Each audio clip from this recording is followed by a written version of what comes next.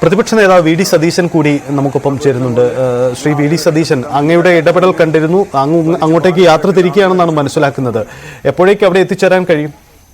ഞാനൊരു 2 മണിക്കൂറിനകം അവിടെ എത്തിച്ചേരാൻ കഴിയുമെന്നാണ് ഞാൻ വിചാരിക്കുന്നത്. ഞാൻ അവിടെയുള്ള ജനപ്രതിനിധികൾ, MLA മാർ, നമ്മുടെ ഈ സിദ്ദിഖ്, IC ബാലകൃഷ്ണൻ തുടങ്ങിയ MLA മാരുണ്ട്.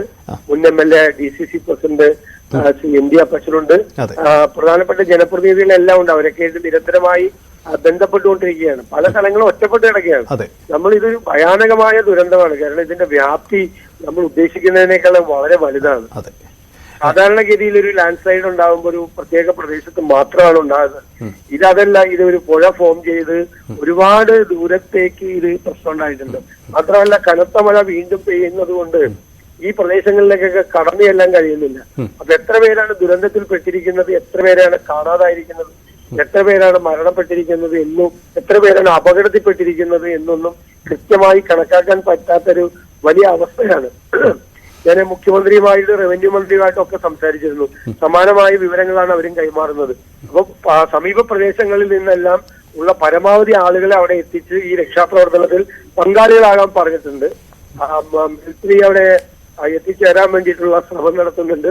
എല്ലാവരും ചേർന്ന് ശ്രമിച്ച് പരമാവധി ആളുകളെ രക്ഷപ്പെടുത്താൻ വേണ്ടിയിട്ടും ഒറ്റപ്പെട്ട് കിടക്കുന്ന ആളുകളെ അവിടെ നിന്ന് തിരിച്ചു കൊണ്ടുവരുന്നതിനും വേണ്ടിയിട്ടുള്ള നടപടികളാണ് എല്ലാവരും ചേർന്ന് സ്വീകരിച്ചുകൊണ്ടിരിക്കുന്നത്.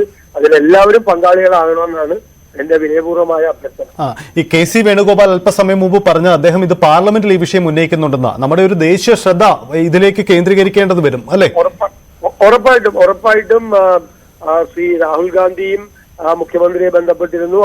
രാഹുൽ ഗാന്ധിയും ശ്രീ KC വേണുഗോപാലും ഈ വിഷയം പാർലമെന്റിൽ ഉന്നയിക്കും. കാരണം കേന്ദ്ര ഗവൺമെന്റിന്റെ സഹായം കൂടി നമുക്ക് തീർച്ചയായിട്ടും ഇക്കാര്യത്തിൽ വേണം. മിലിറ്ററിയുടെ നമുക്ക് സഹായം വേണം.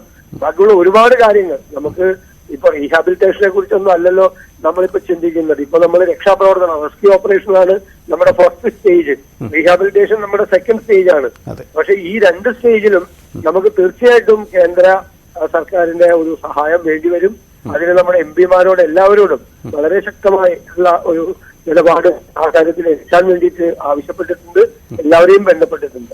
എല്ലാവരും ഒരുമിച്ച് നിന്നുകൊണ്ട് ഈ ദുരന്തത്തെ നേരിടണം എന്നാണ് ഞങ്ങളുടെ അഭിപ്രായം. എല്ലാവരും ഒരുമിച്ച്.